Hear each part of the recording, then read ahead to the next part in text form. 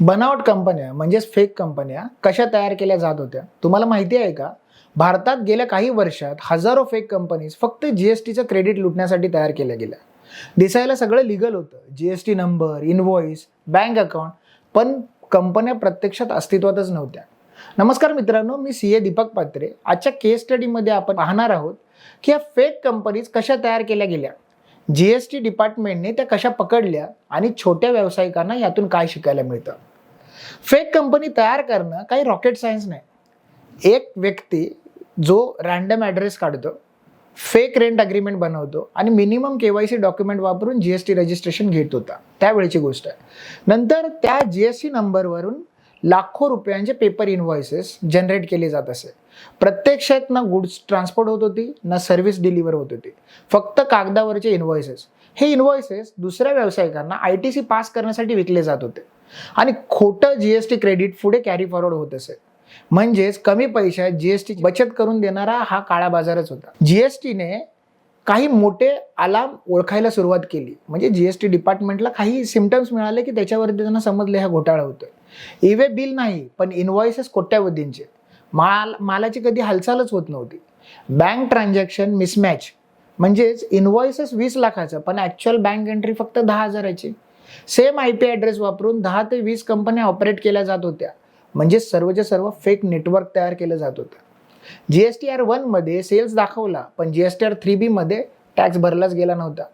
Address verification ज्यावेळी करण्यात आलं त्यावेळी शॉप बंद, बोर्ड नाही, जमीन मोकळी आणि फिजिकल एक्झिस्टन्स मात्र 0. 2023-24 मध्ये जीएसटी डिपार्टमेंटने AI बेस्ड ॲनालिटिक्स वापरून अशा 27,000हून अधिक फेक फर्म शोधल्या. काही राज्यांमध्ये तर आढळून आलं की एका व्यक्तीकडे 80 जीएसटी रजिस्ट्रेशनपेक्षा जास्त होते. एक टिपिकल फेक कंपनीचा स्कॅम कसा चालतो ते समजून घेऊ. समजा ए नावाच्या व्यक्तीने 1,000च्या भाड्याने एक खोली घेतली, भाडे करार तयार केला, त्याच्यावर जीएसटी रजिस्ट्रेशन घेतलं, पॅन नंबर घेतला आणि मग त्याने त्याच्यात 100 इनव्हॉइस तयार केले जे जवळपास 50 कोटीचे असतील. त्याचा माल 0, स्टोअर 0, स्टाफ 0, पण डॉक्युमेंटेशन एकदम परफेक्ट. ते इनव्हॉइस B, C आणि D अशा इतर व्यावसायिकांना विकले गेले.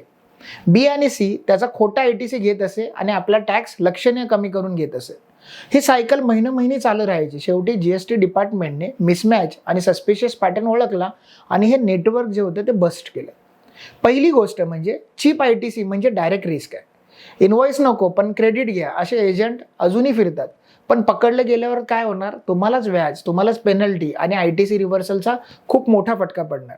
दुसरी गोष्ट म्हणजे वेंडर व्हेरिफिकेशन करा.